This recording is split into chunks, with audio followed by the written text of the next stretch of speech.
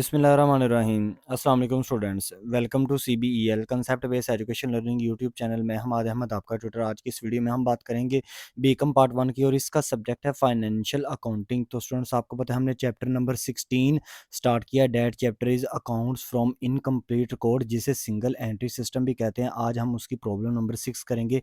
Very very important for paper point of view ये problem है, आपने इसको लास्ट तक देखना है। तो वीडियो को स्टार्ट करने से पहले आप स्टूडेंट से ये रिक्वेस्ट है, वीडियोस को लाइक करें, चैनल को सब्सक्राइब करें और बेल आइकन को तो ज़रूर प्रेस करें, ताकि जब भी न्यू वीडियो अपलोड हो आपको सबसे पहले इसका नोटिफिकेशन मिल जाए। तो स्टूडेंट्स, चैप्टर नंबर आपका 16 सिंगल एंट्री सिस्टम, इसकी प्रॉब्लम को रीडिंग करने से पहले आपको हर दफ़ा हर क्वेश्चन के अंदर सबसे पहले ये बताया जाता है कि आपने कौन कौन सी चीज़ों को, जब भी क्वेश्चन आपने स्टडी करना है, आपने अपने माइंड में लाजमी रखना है। तो इस क्वेश्चन को भी स्टडी करने के लिए सबसे पहले आपने ये देखना है कि सिंगल एंट्री सिस्टम के अंदर हम प्रॉफिट या लॉस निकालते हैं।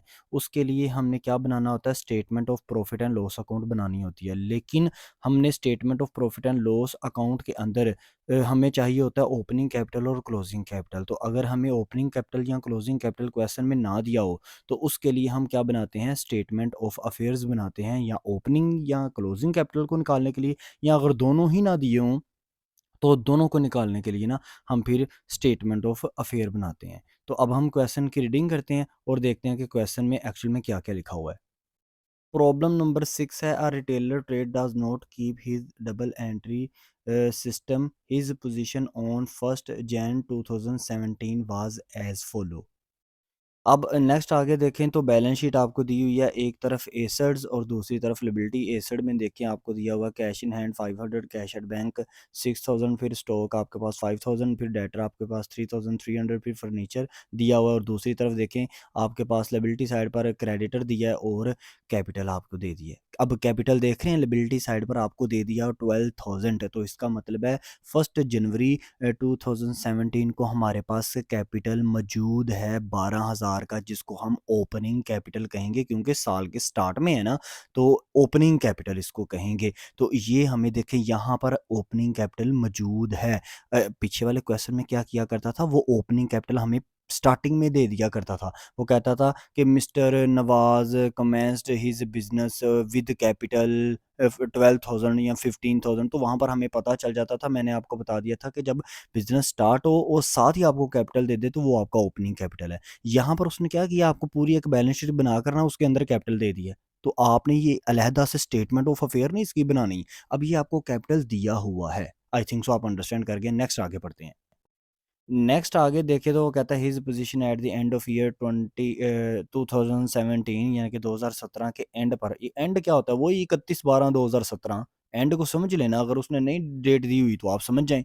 तो उसकी कहता है इस ट्रेडर की पोजीशन ये है क्या, cash in hand 500, cash at bank 5000, stock 6000, उसके बाद डेटर 4600, फिर फर्नीचर 1500 और आपको दिया हुआ है क्रेडिटर 6000। अब यहाँ पर कोई कैपिटल आपको दिया है? नहीं ना दिया कैपिटल। यहाँ अब आप महसूस करें, फ़ील करें, नोट करें इसको कि आपने अब क्लोजिंग कैपिटल बनाना है। उसके लिए आपको स्टेटमेंट ऑफ अफेयर बनानी पड़ेगी। आगे बढ़ते हैं। नेक्स्ट आगे देखें तो उसने कहा कि he withdraw rupees 9000, out of which 6000 was spent to purchase the business motor van. यानी कि वो ये कह रहा है कि इस पर्सन ने ना क्या किया कि 9000 ना बिजनेस से निकलवाया है एज अ ड्राइंग। उसमें से 6000 जो है ना, उसकी उसने बिजनेस के लिए, अपने कारोबार के लिए 6000 की वैन परचेज कर ली है। तो मुझे बताएं ड्राइंग उसने कितने की है? 9000 की तो नहीं की, 6000 की भी नहीं उसने की। उसने किया 9000 में से 6000 निकाल दें, 3000 की उसने ड्राइंग की है। कैसे सर पता चला? देखो, ड्राइंग का मतलब होता है वो पैसा जो बिजनेस का मालिक अपने कारोबार से निकाल ले और अपने ज़ाती इस्तेमाल पर उसको लगा दे। तो यहाँ पर बिजनेस के मालिक ने 9000 रुपया निकलवाया अपने कारोबार से, लेकिन उसमें से 6000 रुपये की तो उसने वैन खरीद ली है, तो वो तो उसने बिजनेस के लिए लगा दिया पैसा।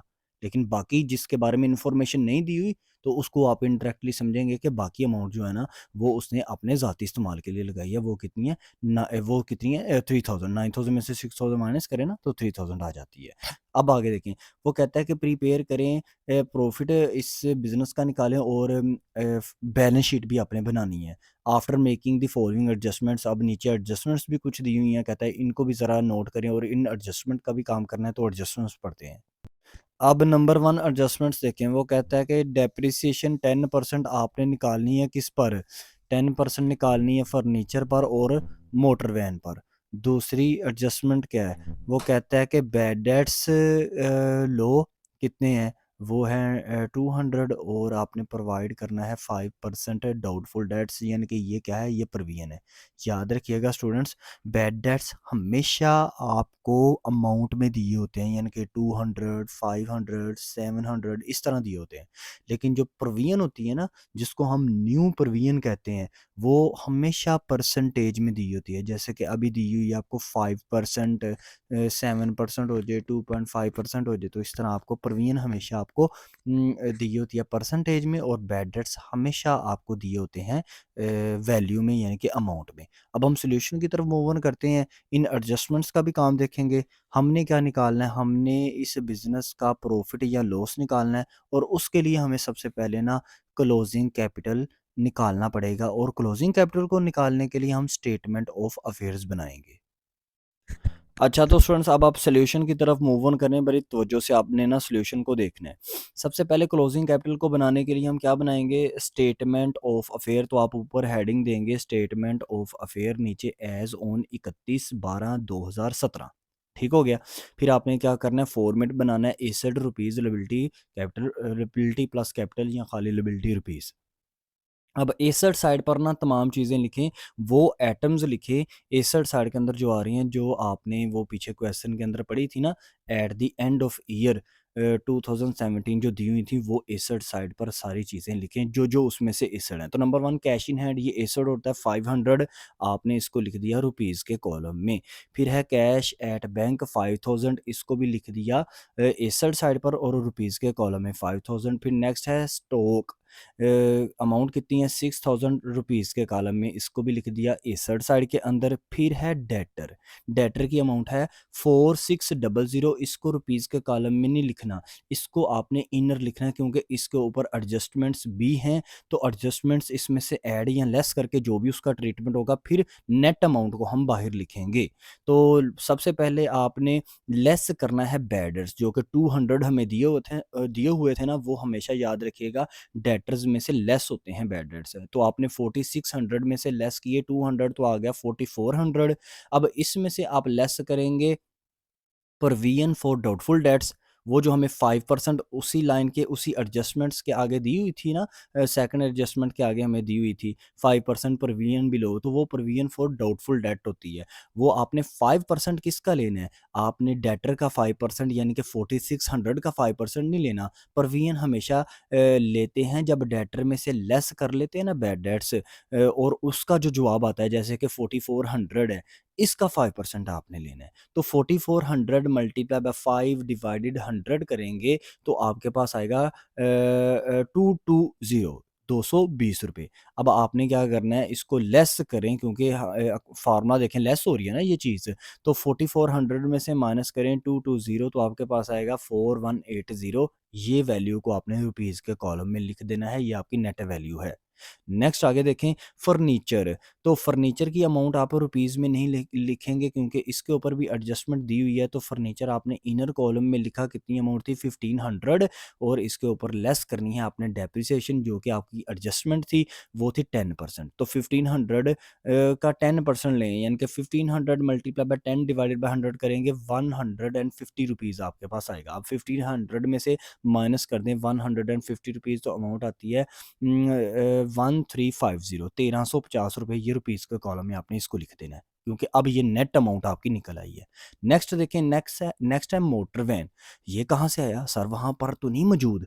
ये देखो, वो जहाँ पर आपने ड्राइंग के अंदर नहीं था पढ़ा कि भाई 9000 की ड्राइंग की, उसमें से 6000 की तो वैन परचेज कर ली। तो वैन क्या है? फिक्स एसेट है। वैन क्या है? फिक्स एसेट है तो आप इसको यहाँ पर रिकॉर्ड करोगे। मैंने आपको पीछे वाले क्वेश्चन में भी बताता आ रहा हूँ कि कई दफ़ा उसने चीज़ आपको ड्राइंग या फर्दर कैपिटल इंट्रोड्यूस उसके अंदर छुपा कर उसने चीज़ें आपको दी होती हैं। जो कि आपने जब स्टेटमेंट ऑफ अफेयर बनानी होती है ना, उसके अंदर आपने उनको डालना होता है। जैसे अक्सर वो मिस्टर नवाज़ से या लोन ले लेता है अपनी वाइफ़ से, तो वो लायबिलिटी होती है। हालाँकि वो उस डाटे में नहीं देता जहाँ पर लिखा होता है ना cash in hand, cash at bank, stock वगैरह, वहाँ पर नहीं देता, आपको नीचे से देता है। नीचे मतलब इंडिविजुअली तौर पर देता है और आप स्टूडेंट्स क्या करते हो, उसको स्टेटमेंट ऑफ अफेयर बनाते वक़्त रिकॉर्ड नहीं करते। इसलिए आपका फिर जो क्वेश्चन है ना वो गलत हो जाता है। तो अब मोटर वैन की आप अमाउंट लिखेंगे 6000 इनर कॉलम में। अब इसके ऊपर डेप्रिसिएशन भी थी, इसलिए हमने इसको इनर कॉलम में लिखा। तो इसके ऊपर भी 10% डेप्रिसिएशन लें, तो 6000 के ऊपर 10% डेप्रिसिएशन लेंगे ना, तो वो आएगा 600। कैसे? 6000 मल्टीप्लाई बाय 10 डिवाइडेड बाय 100 करें, तो आपके पास आया 600। 6000 में से माइनस करें 600, तो आएगा 4400 रुपीज़ के कॉलम में। इसको आपने लिख लिया। अब अगर आप एसेट साइड कंप्लीट को जमा कर लें, तो वो आता है 22,430 रुपीज़। लायबिलिटी साइड पर आ जाते हैं। लायबिलिटी साइड में ना आपने क्या करना है, एक ही लायबिलिटी हमें दी हुई थी, वो कौन-सी थी? क्रेडिटर 6000। अब ना देखें, क्योंकि लायबिलिटी साइड छोटी है, एसेट साइड बड़ी है, तो 22,430 रुपीज़, इस वैल्यू को आपने दोनों तरफ लिख देना है। जो साइड बड़ी होगी उसका टोटल आपने दोनों तरफ लिख देना है, ये आप जानते हैं।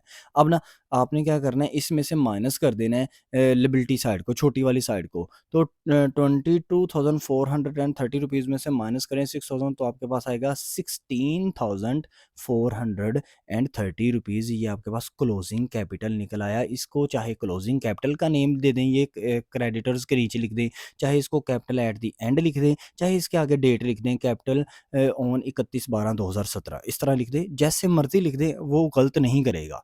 फिर नेक्स्ट देखें, अब हमने क्लोजिंग कैपिटल निकाल लिया। हमारा एम क्या होता है? हमारा एम होता है कि हमने सिंगल एंट्री सिस्टम के अंदर ना प्रॉफ़िट या लॉस निकालना होता है बिज़नेस का। तो अब नीचे बनाएँ ज़रा, लिखें statement of profit and loss account for the year ended 31/12/2017। जब भी आपने किसी भी बिज़नेस का प्रॉफ़िट या लॉस निकालना है ना, याद रखिएगा वहाँ पर आप डेट के साथ वर्ड यूज़ करेंगे फॉर द ईयर एंडेड, यानी कि साल के एंड पर ये प्रॉफ़िट बताया जा रहा है। तो प्रॉफिट या लॉस जब भी किसी भी बिज़नेस का निकालना हो, तो फॉर द ईयर एंडेड लिखना चाहिए। अब नीचे इसका फॉर्मेट इज़ एज़ सच इसका कुछ नहीं होता, आपको पता है, बस ना हम चीज़ों को ऐड और लेस करते हैं। तो सबसे पहले आप लिखेंगे क्लोजिंग कैपिटल। क्लोजिंग कैपिटल चाहे आप लिख लें, चाहे लिख लें कैपिटल एट द एंड, चाहे लिख लें कैपिटल ऑन 31/12/2017, तो वो कितना है? 16,430 रुपीज़। इसमें ऐड हमेशा करते हैं ड्राइंग। अब ड्राइंग कितनी ऐड करनी है? 3000 ऐड करना है।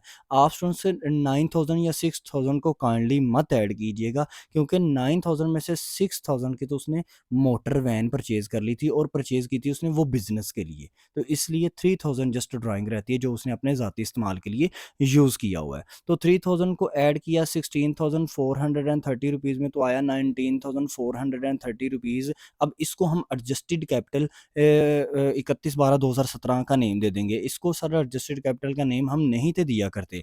हमने इसमें से लेस करना होता था फर्दर कैपिटल या एडिशनल कैपिटल, फिर जो जवाब आता था ना, तो उसको हम देते थे एडजस्टेड कैपिटल का नेम। तो इस क्वेश्चन में हमें वो नहीं दिया हुआ ना, एडजस्टेड कैपिटल, फर्दर कैपिटल वो नहीं दिया हुआ, तो हम इसी वैल्यू का नेम एडजस्टेड कैपिटल लिख देंगे। अब इसमें से हम लेस करते हैं ओपनिंग कैपिटल, तो लिखते हैं कैपिटल ऑन फर्स्ट फर्स्ट 1/1/2017, तो वो है 12,000। तो 19,430 रुपीज़ में से माइनस कर दें 12,000, तो आपके पास प्रॉफिट आ जाता है, क्योंकि ऊपर वाली वैल्यू बड़ी है ना, तो कैलकुलेटर से आंसर जो है वो पॉजिटिव में आएगा।